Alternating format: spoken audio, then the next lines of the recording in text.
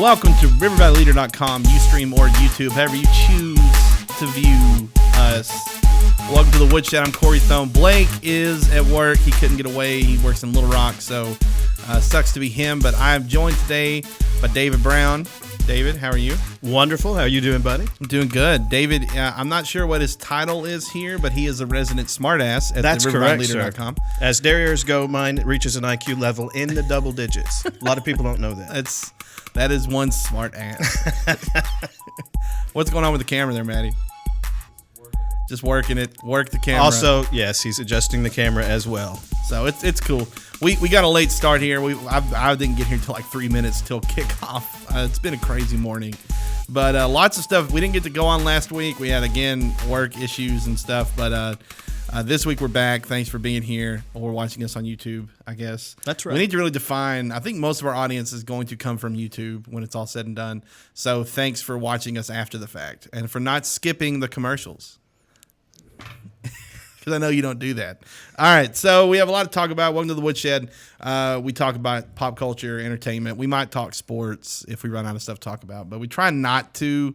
We already have a sports show in the studio, right. And I think for every 4 people in the United States, there are 3 sports shows. So at a minimum. Yeah. So I'm putting it right at 5 for every 4. Yeah, because I feel a little saturated on the sports myself. No offense, sports fans. I love sports. I do. I watch. Yeah, I watch them. I love them. Not just the mainstream ones. I like soccer enough, more than the average American, especially more than the average Southerner. I like a lot of different types of sports, but it's God. You get inundated with it when you could try to avoid it. Like right now, to me, I could not give less of a crap. It's NBA playoffs and baseball. I think you mean it's still NBA playoffs. Yeah, right. Because that only goes on for 2 years. Is it 2 give years or take, for each playoff? Yeah. Not to mention the length of the baseball season. Like I'm supposed to give a crap when a team loses a game. In week 12. A literal drop in the bucket. Yeah. 162 games, and then you have a month of playoffs. So it's just, call me in the last 10 regular season games. When it matters. Right. Because it always shakes out to where there's 4 teams with the same record. I can't remember a season where we just established what teams were going to go to the playoffs halfway through the season, which is how you think it would go. Right. It never does. No. I mean, it is entertainment, and I like sports and all that it stands for. But you can analyze a thing to death, and I don't need to talk for 2 days about a play that took a little less than a second. I just don't. I don't think there's that much in it. I mean, where does it go? Are we going to talk about the molecules involved? Well, the strong nuclear force, as you can see in the graph behind me, LeBron James. We've identified this particle as the LeBron particle, and I don't want to go there. Like, at what point do you just credit it to athletic ability and training and just move on? That's right. We saw it. We understand. The ball went in the net. Not to mention, next. I will say this: it has been too long. It's been 3 years now since we've had someone. I guess Donald Sterling counts, but I'm going more toward, it's been too long since we had like an owner or an analyst or somebody talk about the extra muscles in black people's legs. Oh, so boy. I'm looking forward to when that comes up again. The quick twitch and the slow twitch and and then there's just a dude fired after that. Like, I love when that happens. Well, I mean, my mind races back to Jimmy the Greek. Yeah, you remember that? I do. Yeah. That was a great 30 for 30. Oh, yeah. About him. He changed.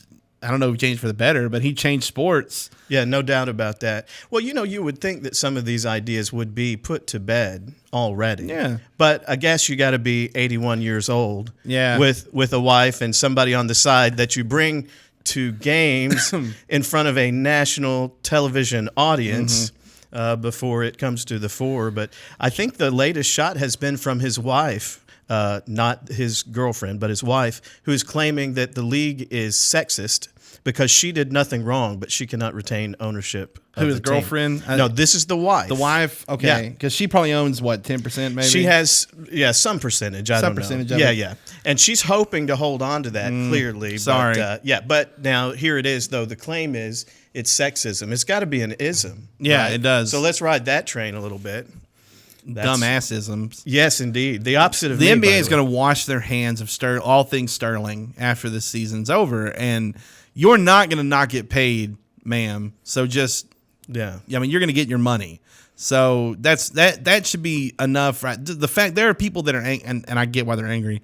There are people that are angry that Sterling's going to walk away from this even richer. He will be richer, but at least he'll be out. He'll be out. That's the point, right? The fact is he owns the team. Right. He owns it. And you can't eminent domain an NBA team. If you did, you'd have to pay market value because that's what eminent domain does.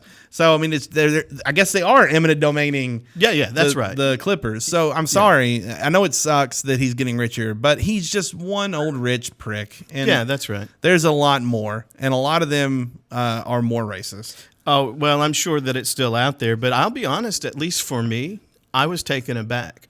I don't know if it's the little bubble that I've been walking around in, but I thought, you know what? We're pretty colorblind. I mean, I don't see it day to day. And then all of a sudden, of course, it erupts as this, and I have no idea where the tape came from. I would say that it is a daily thing, not for me. I don't want to break out two of my closest friends are black. One of them is actually of Arab descent as well. So he's got the Arab name with the black skin. Right. And I've been hanging out with him on 3 different occasions, and he's been called an epithet.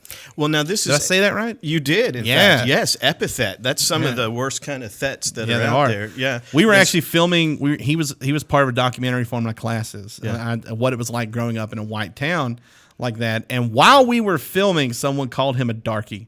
Oh, boy. And that, so now, where was this? Conway. Wow. Yeah.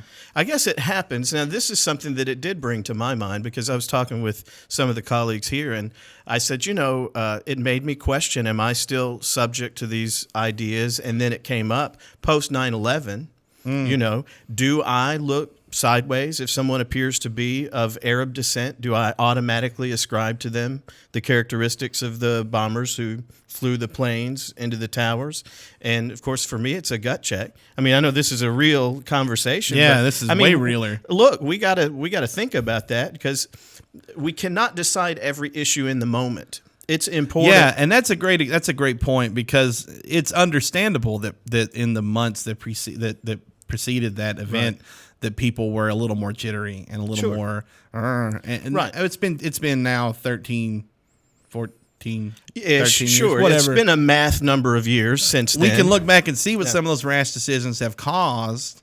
Not to, because I really don't like talking about politics on the Woodshed, but you can look at the Patriot Act and just kind of say that was passed in what I would call the heat of the moment. I agree. And now looking back at it, it's like, that's kind of a scary law that got through. And I'm not gonna accuse anybody of anything, but just comparing it to what like the Constitution would say about free speech and privacy and all that stuff, it's kind of not in line with that.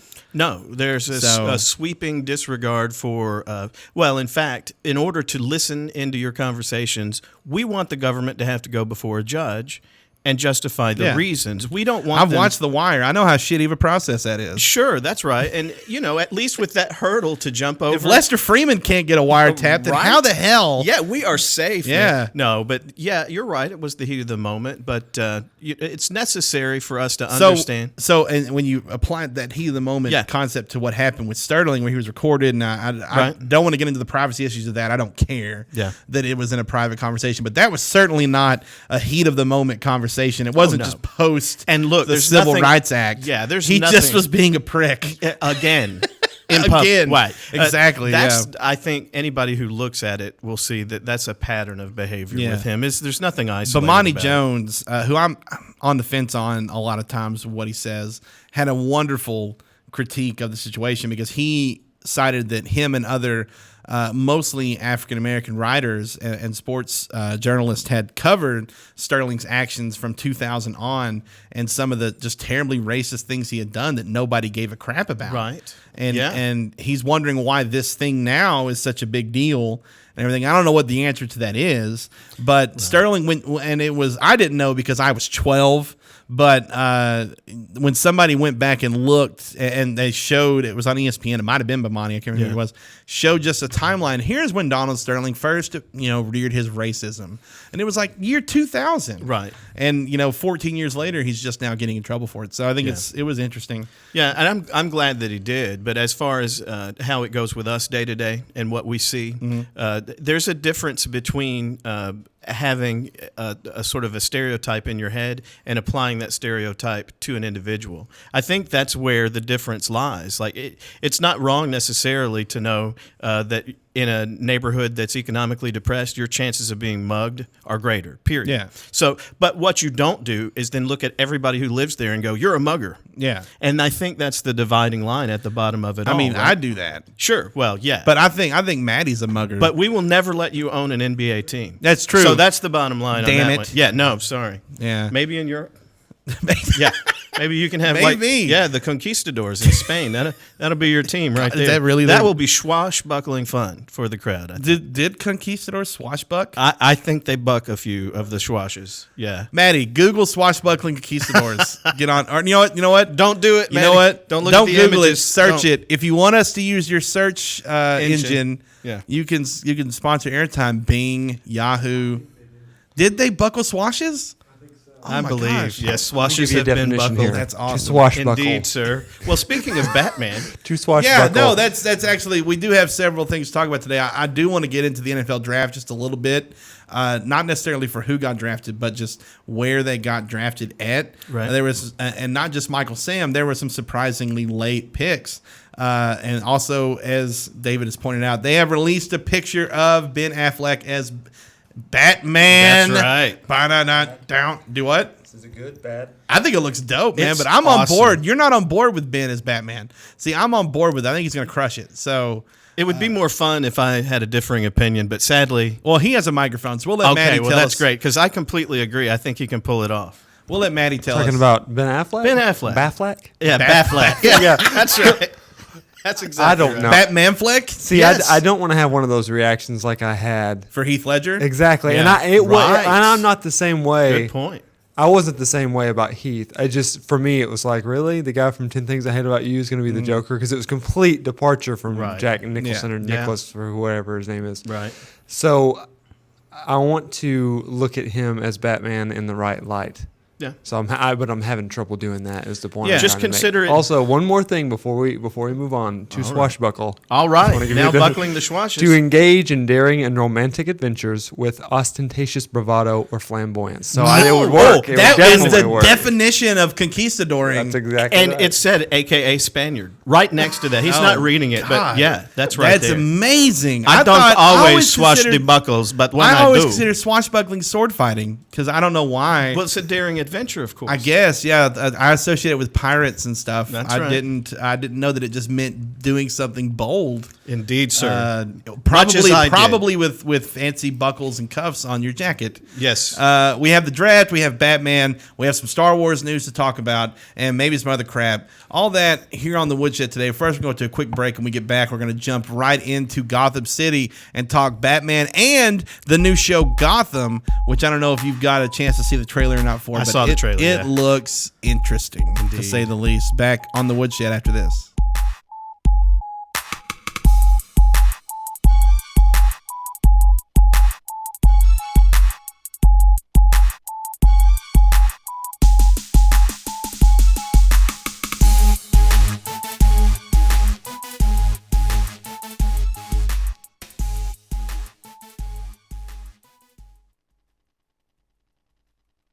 Hi folks, Richard Roberts with Cogswell Motors in Russellville. You know, we've been in business since 1949. A dealership doesn't stay in business that long under the same ownership unless you're doing something right, and that's taking care of customers. We have the largest selection of new Ford, Lincoln, Mazda, and pre-owned vehicles in the River Valley. So if you want the most for your trade, the best interest rate on financing, and the best price on a new or pre-owned automobile, come to Russellville and see us. We're at 1900 East Main, or visit us on the web at cogswellmotors.com. If you didn't count on KARK4 today this morning, Here's what you missed. updated news, Police continue searching for suspects after a home intrusion overnight. developing stories, There's another piece of presidential history turning up here in Arkansas. and weather and traffic on the force. Friday night, Saturday morning will bring us our next chance rain. Every 10 minutes. Around the clock. Making your day easier. So rise and shine and count on. Count on. Count on KRK4 today. RiverValleyLeader.com is the #1 local source for instant news in the River Valley. offering HD video and live streaming along with top-notch coverage of all the news and events around the area.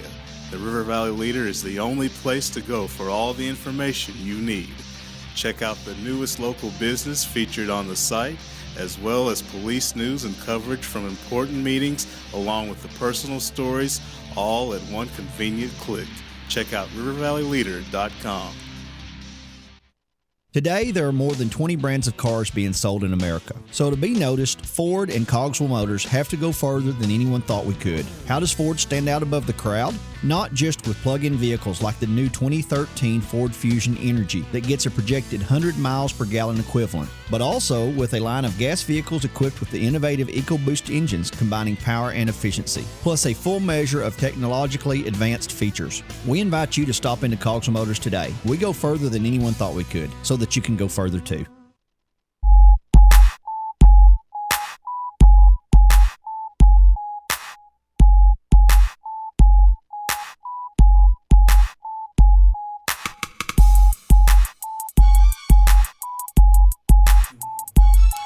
Welcome back to the Woodshed. Corey Thone, David Brown, Maddie on the dials. We're here on the. I just said we're on the Woodshed. I'm brain dead today. That's all right. We're back. We're here. We're talking with microphones and stuff, saying words and things. Batman to people. All right, we got Batman talk coming up. And we talked over the break. Maddie apparently he had not seen the picture yet, so I'm glad if you wanted to pull that up, you go ahead and can. As you can see, Batman, and I've got it pulled up here on my phone, so I can take a look at it as well while you look at it. We can look at it together. I'm sure it's on your tablet. That's a lot too. of togetherness. Is it on your tablet as well? Well, no, but I'm not as cool as you That's guys. true. So first thing that pops out to me, other than just the fact that his like bat ear thingies are shorter than I thought they would be, Right. They look a little strange, maybe more aerodynamic, if you will. Is it by the suit? Ben is buff. He got Right. jacked. Now again, I don't. As Mark Freeman had pointed out to us earlier, that could just be the suit. He could be scrawny in there. But I think that he's probably put on some muscle. The Batmobile looks a little longer. I don't know if you saw the picture of the actual Batmobile from the back yesterday, but it's definitely not the Tumbler. It's a little longer. Right. Looks a little bit more true to the comics, but still not as cartoony No, as the it's comics. still Tumbler-esque. I mean, it still has some of those muscles, but it's a Yeah. cross. It's like a hybrid between, being like a hybrid between a dune buggy and a Ferrari, which that's a pretty cool hybrid, I must say. So the overall theme of this photo, though, is what's interesting because it kind of gives you an answer as to where they're going to take Batman. I agree. And obviously, they're going to go dark. They want to go like the brooding Dark Knight as well, but obviously they're going to have to take it a different direction than Nolan did. Because you can't. You can't. You can't don't repeat that trilogy. No, you don't mess around with that. But look, first on his buffness, on the buffitude, Affleck's already a big guy. Mm-hmm. I mean, he's over 6 feet tall. He's got a significant frame, and I hate to drudge up any old imagery for those of you who had seen it. And but he was pretty jacked up for Daredevil. Yeah. Right. So I think he can carry off this muscular, sort of tough guy. Yeah, and I think if they're going to go with the older Batman that's like not trying to be as I don't want to use Daredevil, but not trying to be as Daredevil-y. Yeah, trying to be more just detective-y. Because that's the one thing they Right. left out Yeah. of the Dark Knight trilogy that I wish they had found a way to put in, but they didn't, and it worked, and that's fine. Sure. But that Batman is the world's greatest detective. That's right. His scientific mind is honestly, and they really didn't because No. I mean honestly they're going for like the Action. realer the more real Sure. Bruce Wayne in the Dark Knight trilogy, so it's Right. like he can't be a billionaire and a martial artist and the world's greatest detective, Right. like that's too much, so they took the detective part out. It's too much to cover, and they didn't know how long they were going to have this breath of air, so Yeah. they just picked an angle that would work, and they went with it. Kudos to them. They did a great job taking nothing away. However, now there's an opportunity to have depth. You can actually explore this guy. Instead of making him a caricature where he's single dimension, you can have all three dimensions. He can be an actual person with real hurt going way back to his childhood and a little altruism, but frankly, a little vigilantism also. Yeah. And bringing all of his monetary resources to bear. So, you can get a guy who is part martial artist, part vigilante, part hero, if you will. Yeah. part billionaire. I mean, you can throw in a splash of sociopathy, and you've got Batman. Yeah, that's exactly right. And you know, the other thing too, and I was listening to a podcast over the weekend, and they hit on the Batman stuff. It was an older podcast, and they were talking about the Dark Knight trilogy. The third movie, obviously, I think we can all agree, is probably the weakest of, and that's a thing that happens to a lot of trilogies, but especially with Batman. Heath Ledger was supposed to be the villain in the third one too, right? And when Heath Ledger died, Chris Nolan washed his hands of Batman. He's like, it's not going to work. I don't have a plan. We set the first two movies up with an idea for the third arc, and now we can't do it. Right. And he made a deal with Warner Brothers that he could make whatever movie he wanted as long as he made a third Batman. Right. So he made Inception, which he had written about 10 years ago, and nobody will let him make, and turned out to be, unreal, like amazing. Yeah. And The Dark Knight Rises was good. It was a great movie. Sure. But compared to the second one, it wasn't on that level. And so I think that's going to play better off for Ben's Batman. It lowers the bar just a little. Yeah, yeah. Because now it's almost, Dark Knight with Heath Ledger came out in 2008. Right. So it's going to be 8 years between that pinnacle of Batman. Right. So you don't invite the close comparison, which is nice. Because honestly, you cannot redo what's been done. No. They're not going to do that. What you can do is make a great movie about a character that's been compelling since I was a little kid, and that's going back a few years. Batman is so iconic and so beloved that we just pretended that Joel Schumacher stuff didn't happen. Right. Oh, man. But it did take longer. Yeah. There was a huge gap between the Mr. Freeze Batman and Batman Begins. There was a big gap because it was so garbage. Yeah, rightly so. Yeah. Technically speaking, Batman is not a superhero. No. On either count, he's not really super because he's a regular guy. Mm-hmm. He's trained himself. Yes. Like anybody maybe who's in law enforcement or spec ops for the military or whatever, training a regular body to do abnormally great things. Yeah. Mm-hmm. He's got monetary resources, but he's a person like we are. So that makes it easy to identify with him. Also, he's not like Superman. You think of him as being so good. It's hard to, yeah, you'd want to be Superman, but we all know by our own lives, sometimes we want to smack that guy. Sometimes we just want to get a little of our own back. Well, this is where Batman, we can get right into that. We know we could possibly be that guy. So I think that's one of the reasons we find Batman so compelling is that he's not a superhero. He's one of us. Yeah. Excuse me. And one thing they did do with Man of Steel that I'm not going to say I was a huge fan of necessarily. I thought the movie was, it's got a glare leading it down. Oh, I'm sorry. Check that out. Yeah, this he's definitely another one. Ben Affleck in a t-shirt. He's found another picture can't see of that. There's Affleck. No way I know. In a t-shirt, he's definitely gotten bigger. Yeah, he's jacked. But see, he's not doing the Superman like Henry Cavill we talked about was just absolutely the Hugh Jackman style of good God. Right. No, huge. No. Like he's more of like the elongated, like he's got long arms, the toned. Yeah. Like you can tell he looks like he might be a Navy SEAL. Yeah. So yeah, that's a good picture. That's a good idea of what he looks like now. But with Man of Steel, they did. Spoiler alert! If you haven't seen Man of Steel, God, skip ahead about 10 seconds. Have you seen it? Okay, he killed General Zod at the end of it. Right. Snapped his neck. Yeah, that is very un-Superman. Yeah, I know. And that was darkening him a little bit. That was a ballsy choice. Sure. And again, the movie I thought was good. It wasn't great. It could have been better. But I will say this, it's by far my favorite Superman movie I've seen. Exactly. And remember, this is exposition, so they have to reintroduce you to these characters. Yes. And they did a great job with the childhood aspect of it with Costner agreed. and stuff. Sure. I thought it was great.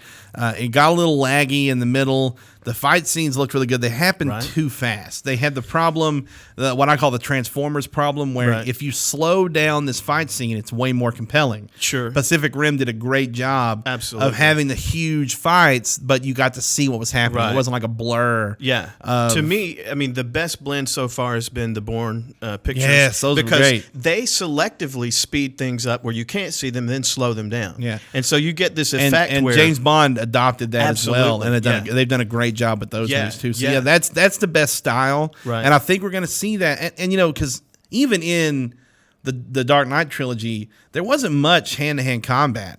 Right. And that's because it's so hard to film that in a suit like that. You saw several times where like Batman's punches were weird looking because he's in a rubber suit. That's right. So I don't know what direction they're going to go with that. I think they're going to adapt. We talked about this in the break. Yeah. A little more of the Batman Beyond Yes. universe where Batman's he's been ready to give it up. Like not because he's hurt or because Rachel died or whatever, but because he's old. He's in his 40s and he can't do this anymore. And hopefully they're going to bring in Nightwing or something to be like Gotham's other superhero. Sure. I know that Jason Momoa, of Khal Drogo fame from Game of Thrones, is pretty much been confirmed to be in Batman vs Superman in some capacity. There's rumors that he's going to be Aquaman. There are rumors that he's going to be another one of the Justice League members. I'm not sure who. Right. You know, they've confirmed Jesse Eisenberg as Lex Luthor. So, which is interesting. Yeah, that is. He can pull that off. What do you think? I think he could. You going with it? Yeah. If they spin it right. Yeah. Because one thing, and you saw Superman Returns. Lex Luthor was Kevin Spacey, right? And that was a much more classic take on Luthor. I think they're going to turn him into like that Eisenberg. was Gene Hackman Part 2 on yes, Luthor, don't you and then think? they're going to turn Lex Luthor into pretty much make Mark Zuckerberg from the Social Network into a sociopath that uses his technical abilities to destroy shit. Yeah, that's going to be a stretch. So that could be. Sorry. My apologies if Mr. Google you are watching Mr. Facebook, please buy us. But yeah, that's I think that's the direction they're going to take. Had that because Eisenberg, that's a real life example, and he's of somebody really who might developed. be able, he's really developed his ability to do that fast talking, quick witted, that Sorkin speak. He's made for Sorkin. Oh yeah, movies. he's a Tommy gun, man. So I think he could work. Plus, well. There's depth there. I mean, when you saw him in Social Network, or what was the one about magic? Did you see that? Now one? You see me. Yeah, which I thought was pretty good. It was pretty good, but he shines everywhere that he goes. He really does. You look at him and you go, man, there's something going on back there behind those cold eyes. You know, those programmer eyes. Yes, indeed. Yeah, have been dulled by the computer screens. Binary eyes. I liked Now You See Me enough. It was crazy. There's so much shit they just don't explain. Right. Like it's magic. It's magic. Oh, come on, it's magic. magic. You can't show me how they did this one thing and then tell me that the rest of it's magic. Yeah. That's how I do it. Yeah, it's all magic. Whatever.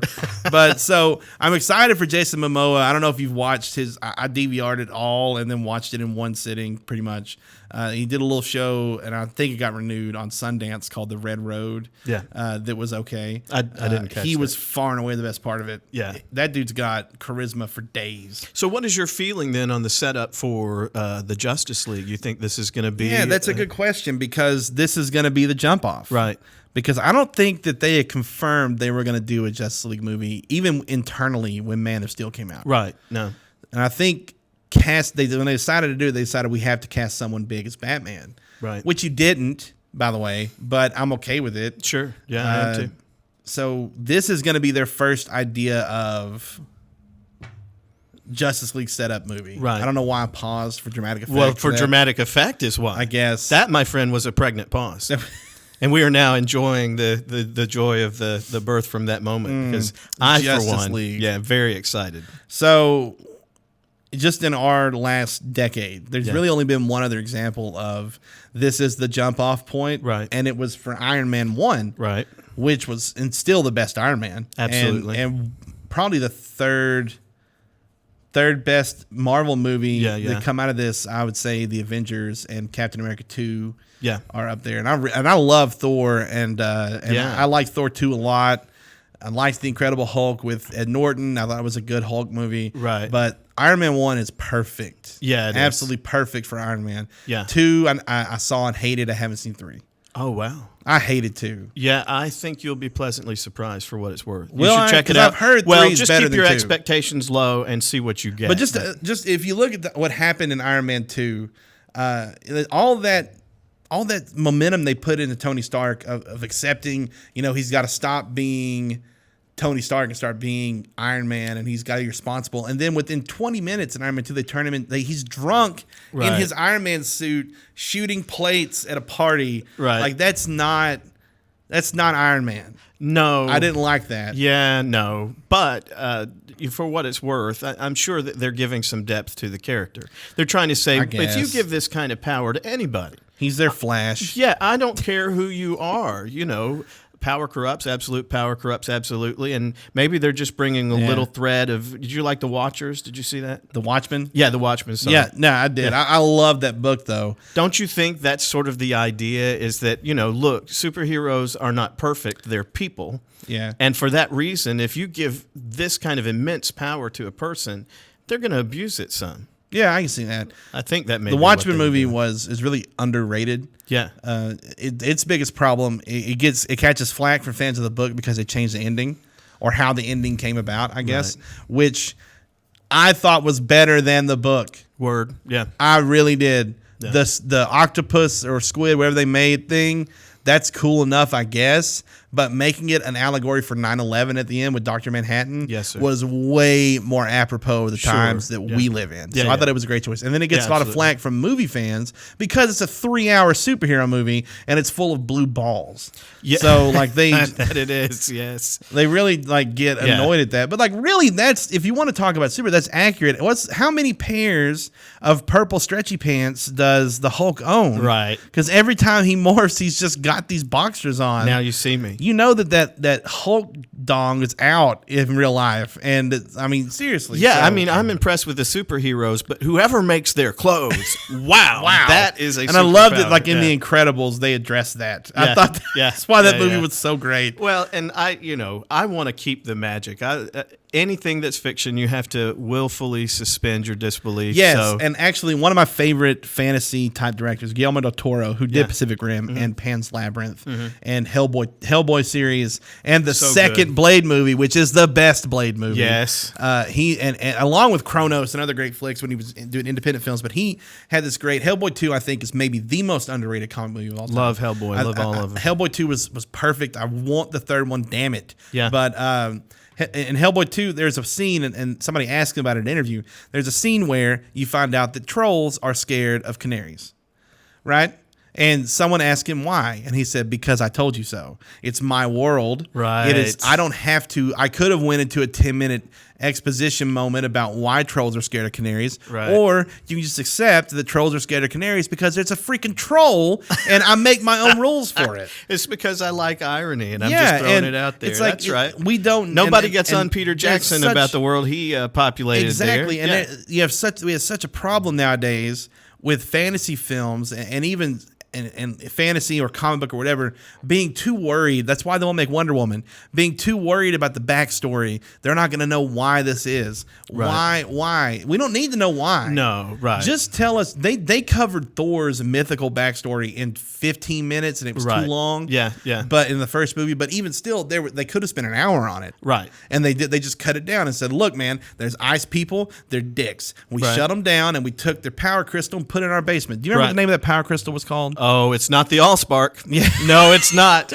That's the first thing I thought. Do you remember what it's called? Because I don't. But I know it's a power crystal and they took it from them. Yeah, I think they call it the coveted power crystal. Exactly. Yes, the much CPC. desired. Yes. Exactly. It doesn't matter. No. Really. Yeah. We don't MacGuffin, need to know that kind of I stuff. think. Exactly. Yeah. It's a thing. Just accept it. And I really, really hope that with the Justice League stuff, they don't bog themselves down into worrying about, well, Wonder Woman's an Amazon, she's an alien, she has the same backstory as Superman. This is why Man of Steel was only was because it spent an hour and 10 minutes telling you about him as a kid. I didn't need to see that. Right. I want to see Superman. Yeah, you can take I agree. 30 but they minutes. want the mythos. I mean, this is a guy who reaches, Greek proportions as far as. But see, Marvel. Yeah. And we've talked this before. Marvel has apparently come to realize that people don't really need to be spoon-fed the backstory. Right. If because they're making Guardians of the Galaxy. Yeah. Yeah. Did you ever read those? No. Did you ever read those, Maddie? Because it's a little more obscure for Marvel. Well, they're making it to a movie, just assuming you're going to see it. Yeah. And you will. Right. Because they've marketed it well, and it's got a raccoon voiced by Bradley Cooper that shoots people or riding a tree voiced by Vin Diesel. Right. They're not going to explain to you the history of those characters. They're saying, look, they blow shit up, and you're going to go see it. Right, right. You don't need all of it. A Wonder Woman movie could work, and they've confirmed who Wonder Woman's going to be. It's Gal Gadot. Okay. From Fast and Furious, yeah. Faster Furious Something fast. Yeah, I never saw them. I kind of wanted to because I thought, yeah, you know what you're getting. I just never got around to it. Yeah, I don't hate the Fast and Furious. I hate the third one in Tokyo. Other than that, I don't hate them. Yeah, right. But yeah, we kind of got off track just a little bit. But when it comes, so being a launching pad for it just launched us into that conversation. Yeah, That's the potential that it has to launch these movies. Yeah, I think it's woven into the fabric. And again, I'm probably atypical in that I am 44. Count them, 44 years old. That's correct. So for me, these guys are people that I already know. But I want to see that big ensemble. Yes. I want to see that big group. I want to see it come together like the Avengers did. Well, it's not going to. That's the thing is that they've waited too long. To start down that track, so they're going to have Superman and Batman movies, and then they're going to do Justice League, and then they're going to, I guess, do a survey or whatever, and they're going to pick which characters in Justice League they think would sell first, and here's the thing, Marvel, and this is where Marvel wins, WB or whoever is actually owns Justice League. Yeah, I know it's DC, but I think that their movies are spread out. It's Zuckerberg. I'm not sure. It's Larry Page. That's right. But listen, take a book, learn a book, take a page out of Marvel's book, and when it comes to the individual movies, the Thors and stuff, when it comes to the Flash, and when it comes to Wonder Woman, when it comes to, I hope they go with Black Green Lantern, John Stewart. When it comes to those guys, you don't have to get the Spielbergs to direct it. You need to get gifted people who can tell the story. Kenneth freaking Branagh directed Thor. Right. The Russo brothers directed Captain America 2. They hadn't even never done a movie before. Right. They'd only done Community and Arrested Development. And Jon Favreau did the Iron Man movies. And he was awesome. He was amazing I did not see that coming. Yeah, Swingers is all I really know him from directing-wise. And he did an incredible job. So maybe it's just having the passion. Yeah, that's what it is. If you've got basic chops. Listen care. to me right now, DC.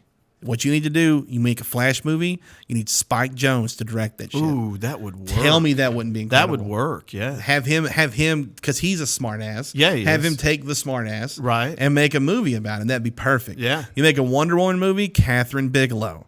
Get the Oscar-winning Hurt Locker director and Zero Dark 30 to take on the kind of dark and violent backstory that is involved with Wonder Woman, and give it. But then when it comes to the Justice League, you need to do like the Avengers and do like Star Trek and Star Wars are doing, and get one director that's going to tell one story. Peter Jackson needs to do that. Whoever it is, because he can bring all the diverse elements together and make the universe and make it happen. I think Peter Jackson would be great at that. Yeah. And they got that Joss Whedon is going to handle the Avengers stuff. They got J.J. Abrams did Star Trek, and now he's doing Star Wars. Yeah. And we're going to talk about that next after this upcoming break. But it's delicate. There are more ways to screw it up than to make it work. True. Yeah. But if you make this work, I'm telling you, you're going to take a lot of the market share and maybe even win when it comes to the Marvel thing, because as much as people love Iron Man and all those other characters on there, Nick Fury, Thor, Batman and Superman are 1 and 2. Yeah, that's in the world right there. They are 1 and 2. Bob Kane. And there's a very real sense in which they are opposites one of another. Mm-hmm. I mean, they make for. I don't know if you ever watch wrestling, and I do. I'm telling on myself a little bit. No, I'm a huge fan. All right, there's always a heel. You need some guy to kind of be. You need a foil. Yeah, you need an Andre the Giant and Hulk Hogan, and that dynamic works. Yeah, and so I think that it will work there too. Yeah, I think the potential, the upside is huge. Because you look at Marvel, all the comic movies too are being attacked by other Marvel characters who aren't in the fold yet, like X-Men and Spider-Man. Those are Sony, and who knows X-Men? I'm not sure. I can't remember Zuckerberg. But they're also taking. So I mean, DC, there's a window, and it's shrinking every year. But if you get in there and you do this right, and I think you're taking good steps, because just having Ben Affleck as Batman is good. Right. Making Ben Affleck creative lead on the writing of it, great idea. Yeah, it is. That is far and away his best strength. So sure. That's what you need to do. All right, so we're going to take a break, and we're going to come back and talk more summer movies. We still got about 30 minutes here, 20 minutes. And we're going to talk. I mean, God, we have Star Wars coming out next year. We've got Godzilla coming out. We got X-Men coming out soon. Oh, busy movies. Summer. I'm Stuff to so do. Excited.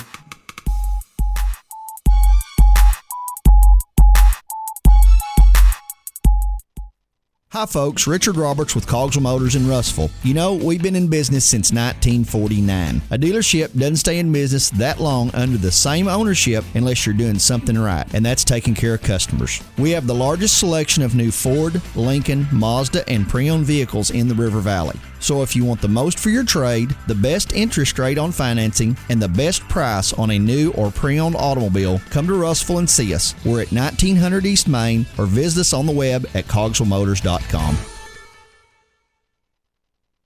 If you didn't count on KARK4 today this morning, Here's what you missed. updated news, Police continue searching for suspects after a home intrusion overnight. developing stories, There's another piece of presidential history turning up here in Arkansas. and weather and traffic on the force. Friday night, Saturday morning will bring us our next chance of rain.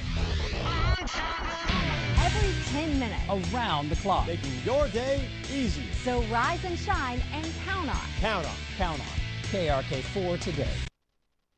RiverValleyLeader.com is the #1 local source for instant news in the River Valley, offering HD video and live streaming along with top-notch coverage of all the news and events around the area. The River Valley Leader is the only place to go for all the information you need. Check out the newest local business featured on the site, as well as police news and coverage from important meetings, along with the personal stories, all at one convenient click. Check out RiverValleyLeader.com. Today, there are more than 20 brands of cars being sold in America. So to be noticed, Ford and Cogswell Motors have to go further than anyone thought we could. How does Ford stand out above the crowd? Not just with plug-in vehicles like the new 2013 Ford Fusion Energy that gets a projected 100 miles per gallon equivalent, but also with a line of gas vehicles equipped with the innovative EcoBoost engines combining power and efficiency, plus a full measure of technologically advanced features. We invite you to stop into Cogswell Motors today. We go further than anyone thought we could, so that you can go further too.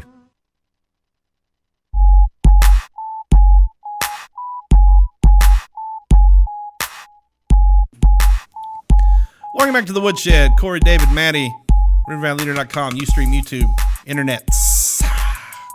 On the interwebs. On the interwebs. We're going to put it right on the line. #.gov. But yeah, we are back. We spent like 30 minutes talking about Batman, which to let you know how That's big right. of dorks we are. Indeed. And really, I embrace the dorkitude. I do too. I just put it right out there. yeah, and I mean, really, you know, me and Blake last week talked pro wrestling for 20 minutes. So, you know, this show is just full of nerd crap. That's right. That really outside of these walls is frowned upon, but at this desk, Yes. in front of this And mic, among the both of you. yes, Yes. thank you and you. And you. But yeah, so we've got summer movie stuff to talk. I mean, we just keep it going. I mean, why not? Well, there's plenty to talk about. First That's off, exactly right. the one I tell you the movie. What's going on in London, buddy?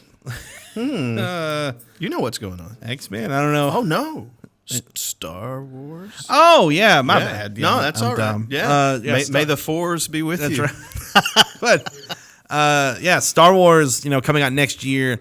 They've announced that they have a movie. They're going to have one Star Wars movie every year Right. for like 8 years, and that they're going to be telling one main trilogy arc. Right. And then they're going to have branch off movies, which gives so much potential. It does, man. Imagine a Star Wars movie. Okay, I'm not here to knock the prequels. I get what George Lucas was Sure, going for. right. He just picked some of the most boring shit to talk about. I think that the time had passed for him. You want to talk I just about? do. We go back and talk about Del Toro talking about canaries and trolls, Right. And how we don't need backstory on that. You Yeah, just yeah. accept it, Right. We don't need an hour of trade talks No. in the first Star Wars movie, right? No, like no. you can establish that there's an embargo and then move the frick on. Sure, yeah. but they didn't. No, they didn't. But there's always hope. I mean, as we A new hope, if you will. Yeah, I mean, you can take it as it is and, Yes. and go forward and just let all that backstory I'm be sad. the backstory. I'm sad that they're bringing back Mark Hamill and Harrison Ford and Carrie Fisher. They should leave them. I don't know how big the roles are going to be. If the roles turn out to be small and it's just like these are Right. Harrison Ford, these are Han and Leia's kid is the lead. Like God, Right. I don't want that. I think they're going to have Brando's Superman part. I do. I think it'll be enough to anchor what we're doing and Maybe. then let's go forward. But it gets me. I don't want the entire Star Wars universe to center around this one family.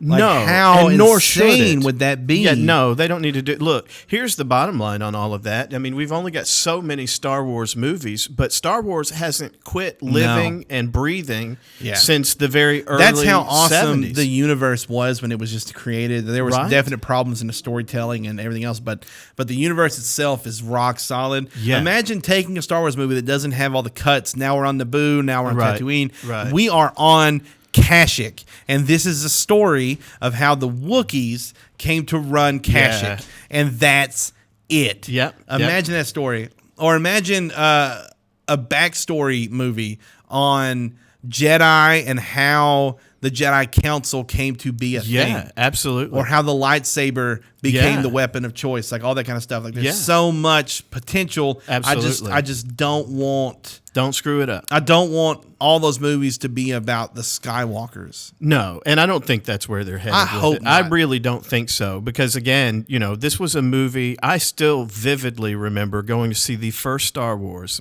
I was all of 7 years old, and we waited in line for blocks and blocks and got in there, and the opening scene, when you start to hear the rumble of that ship, never in my life. I mean, there was nothing to compare.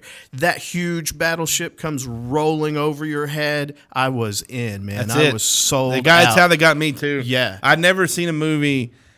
I saw it in theaters when they had the re-release in the 25th anniversary. Yeah. I was born in 86. The 25th anniversary was 90 something. seven. So I was like 10. Yeah.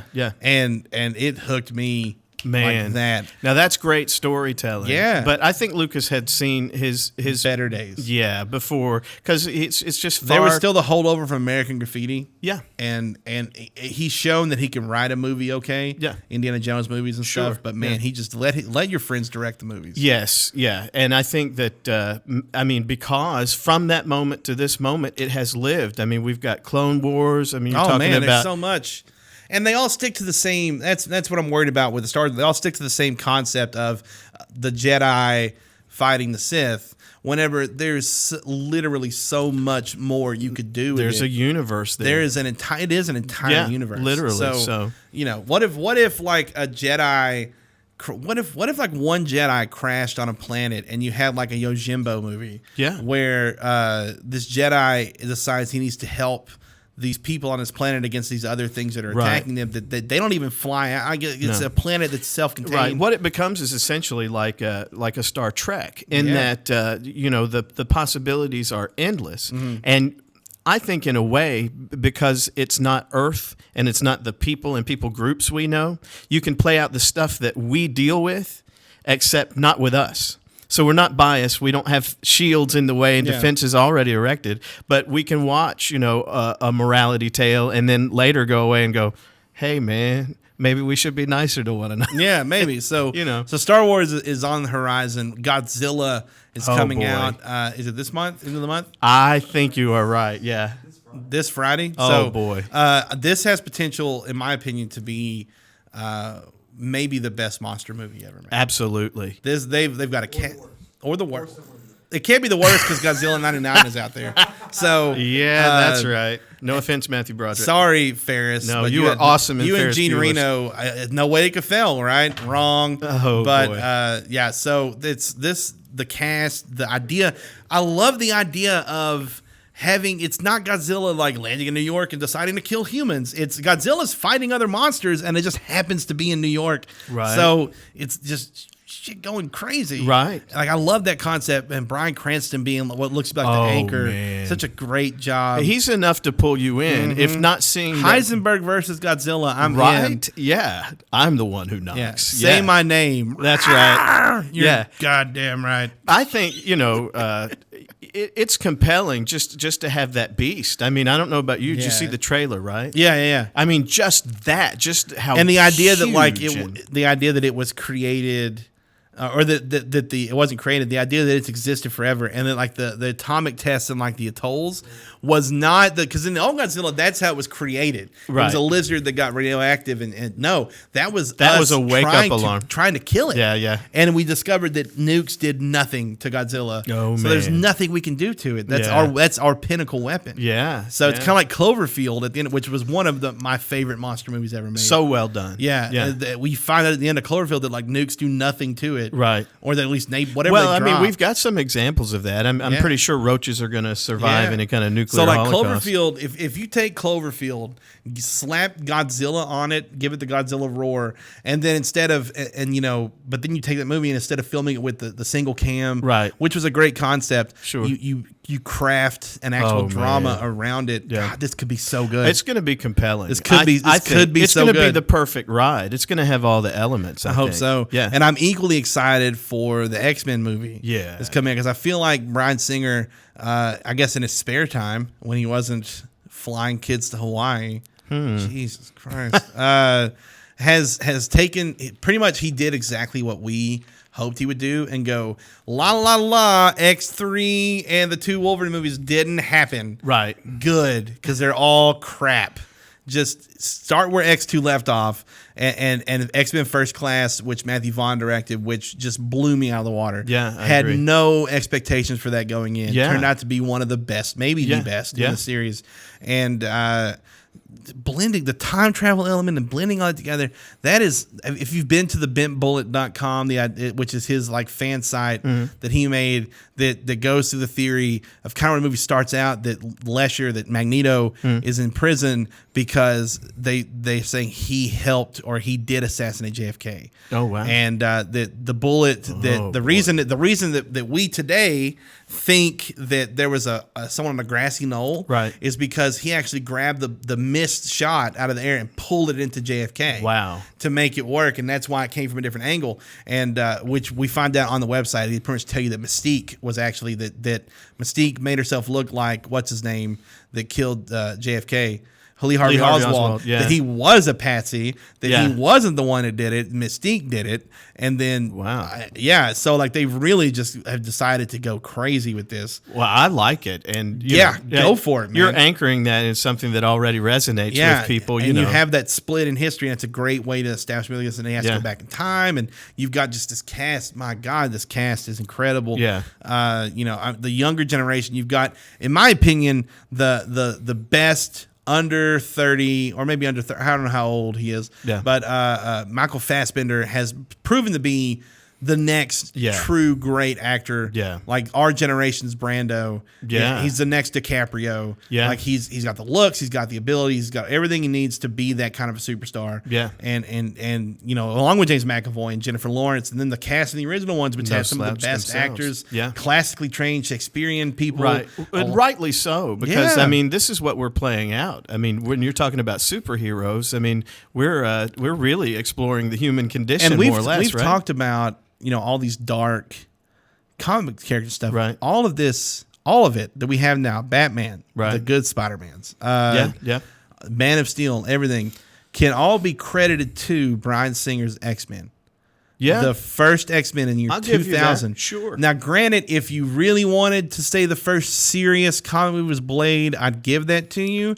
But nobody knew that Blade was a comic book. Right. It was just an action movie with Wesley Snipes. And then you could go back and say that Unbreakable with Bruce Willis was the first like super somber superhero movie, but he never actually did anything superhero-y. The end of the movie was him discovering his powers. So I say in 2000, when Bryan Singer, who is coming off of still the buzz from Usual Suspects. Yeah. And being the drama, Hollywood young crime director kind of guy, gets the job to wants the X-Men job. Yeah. That right there changed the game. Yeah. Because now directors, you're no longer getting those guys that just direct action movies. Now you're getting crossover guys to take on him. And then he goes out and he gets fresh off her Oscar win Halle Berry for Storm. He gets Hugh Jackman, who was in Swordfish and all these other types of movies. Yeah. Then he gets Picard and Ian McKellen and anchors this movie down.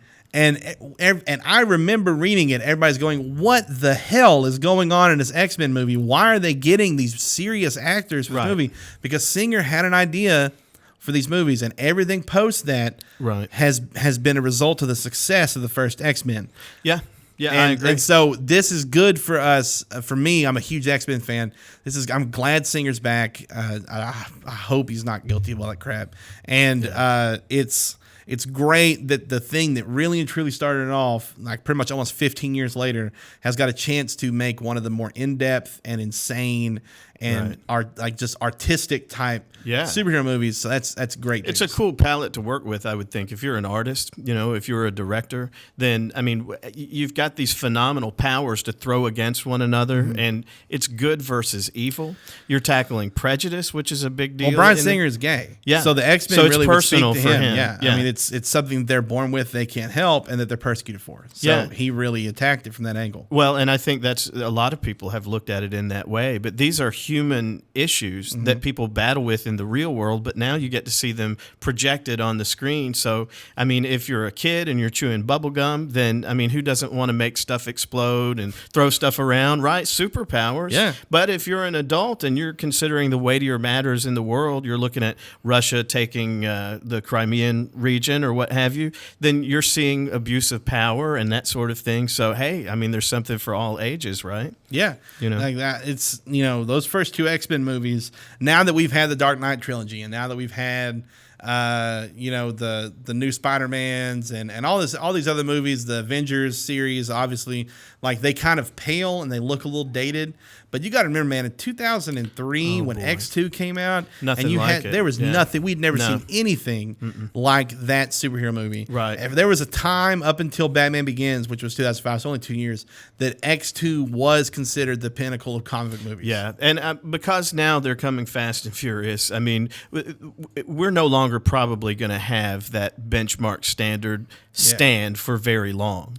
But I have found, I wondered what would happen with that. I really did. I thought, this is gold. Everybody loves this stuff. Why don't we make a great superhero movie? Well, we couldn't. Technology held us back. If you compare the old Superman movies with Christopher... Right. Well, it's the best they could do at the time, but it's a little silly. But now we can really do it. So I wondered, at what juncture will this cease to be exciting for people? Like we've seen that trick move on. And what I found is that as long as it's a compelling story, then it doesn't get old. Yeah. Like the new Spider-Man I went to see, I thought it was awesome. The new Captain America, Cap 2, awesome. So it's not so much about the trick they perform anymore. It's not, hey, we can do CGI anymore. Yeah, and that's it's a great point. Yeah. And I think that right now the high water mark, I think, is the Dark Knight. But that's also a different style of movie than any other.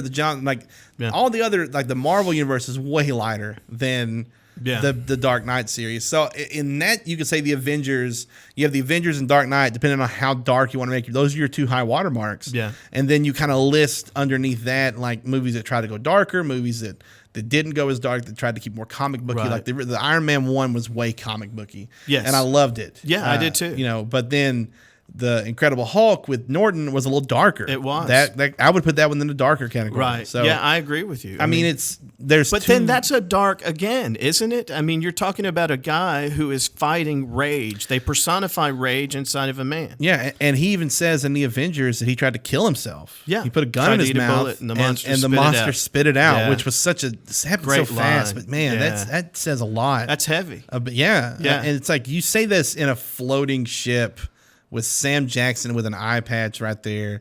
Like, this is just a different movie. These movies didn't exist 10 years ago. No, really and truly. I'm still, and I suppose I'll always be a little kid in this regard. Yeah, I'll always be fascinated. I'll always love the ride. Yeah, same here. Just don't screw it up. Just don't make it stupid. You can screw it up. Yeah. I'm worried about Marvel's universe getting too big. And what happens if they make it? Now they have Disney money. What if Disney finally says, you know what? We're going to go over to Sony. We're going to buy Spider-Man from them. And we're going to go over to Warner Bros., whoever it is that owns X-Men, and buy them. And we're going to make a Marvel movie. This is when we write our congressman and tell them there's a reason for antitrust laws.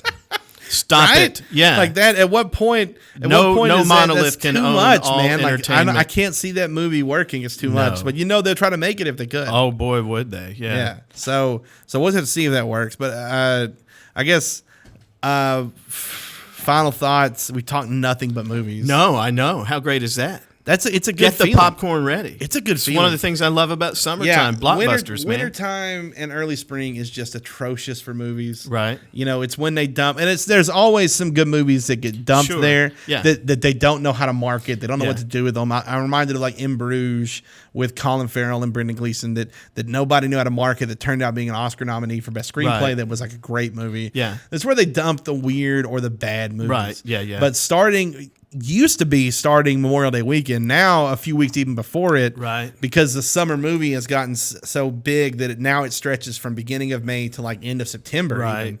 Even. Now that, and speaking of that, that the Batman vs Superman and I think the Avengers movie are slated to come out on the same weekend. Oh boy! Someone needs to budge, and they won't be weaker for it. Yeah. But they have to budge. Boy, you talk about some records, though. Yeah. Could the market sustain it? Because I would go see both. Yeah, that's what would the happen. tough thing is there are people that can't afford to see both in the same weekend. Yeah. And someone's going to take a hit. If one of you just moves it back or forward a week, you both make all the money.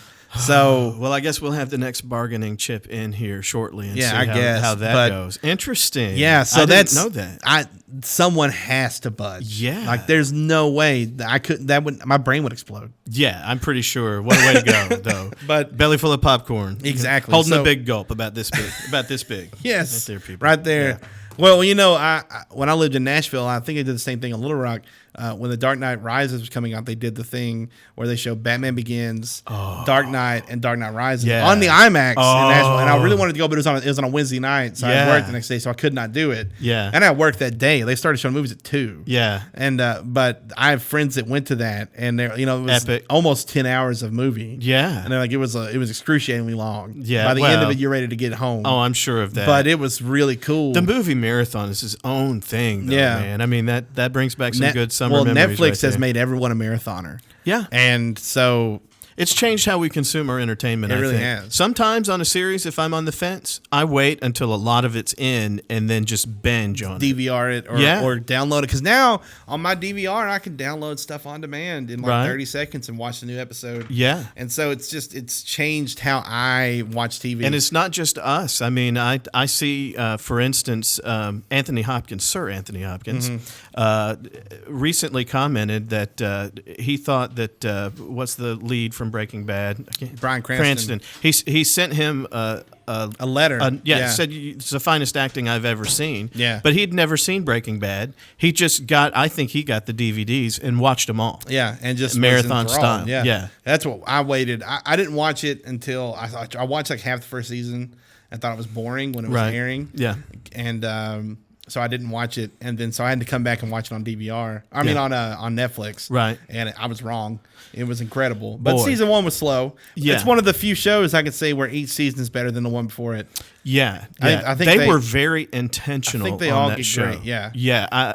You have to. It's at its core, it is a tragedy. Like Shakespearean tragedy, and so you're watching a slow disintegration of the characters. Mm-hmm. And so the longer that goes, the more interesting it is. And then there's the roller coaster of you kind of root for them, but then it's inevitable. The choices that they're making, they're not going anywhere good. Yeah, the show was so well written that the ending was scoped out in the beginning of it. That's I think their magic is they didn't do what Lost did. That being said, and this is the last thing we're going to say before we go to the show, so spoilers, just stop watching now. The only thing I don't like the ending, you've finished Breaking Bad, right? Yeah, he got to the end. Okay. He did. He finished. He's broken bad completely. Okay. So the only thing I like about the ending was the fact that Walt got to be somewhat of a hero. What? Oh, I don't know. To me, that's almost biblical. It's Samson-esque. Right? Because he screwed everything up, and then here he is, chained between two columns, and in his last breath, he's like, just give me enough strength to bring this thing down. He got to die on his own terms, kind of. Now, that being said, I don't know if he meant to get shot from the trunk because he did dive and he tried to say, he told Jesse to down and he dove down. Yeah. But when he got shot, he knew he was going to die. Right. He just took, so he even got to go, and they had like the ascending to heaven shot. Sure. Which I hated. And that's the only thing, and I even liked the ending. Don't get me wrong. I thought the ending was great. It's exactly how it needed to end. Yes. But I just felt like it should have been more of Walt kicking and screaming into the grave, not accepting the grave. I liked him because, a little human. And this is, I'm about to use a bad word. Here it goes. Fuck Walt. I think only Joffrey is the only character I've hated as much as Walter White. Yeah. And he did not deserve the benefit of being able to lay with his beloved, his meth machine, at the end. It should have been a kicking and screaming into the grave. He deserved worse than what he got. I think that's true, but don't you think what they're trying to say is that even our monsters are a little human? Maybe. I mean, maybe he's just trying to redeem a little something. But there's no redemption for Walt. No, I agree. I don't think there ever was. I think this is my opinion on the thing. I don't think he became some monster. I think he always was, and he wore a well-constructed mask. Yeah. And what we see is basically the veil being pulled back, and he always had hubris. And you can go ahead and hit the bumper music now, man, because we got to shut up. But how I could talk about Breaking Bad ending, but how close. And it's almost like they knew how Dexter was going to end, so they cock teased you with like the Walt sitting alone in the cabin with the beard thing at the end. Then they had him come back. Thank God. Just kidding. Can you imagine if Breaking Bad had ended with Walt just in a cabin with a beard? Oh boy, that would be Lost Part 2. Oh my gosh. Well, that was a great show. Indeed. Thanks for being here, David. Oh, really my pleasure. Good to be with you. Filling in for Blake, who sucks. Maddie, as always, adequate job on the dials. Just adequate. That was completely whelming. It was. I was whelmed. You were totally whelming. Yes. I was whelmed. And I'm Corey Thone. Thanks for watching The Woodshed. Back next week, Tuesdays at 1 at rivervalleyleader.com on Ustream. See you then.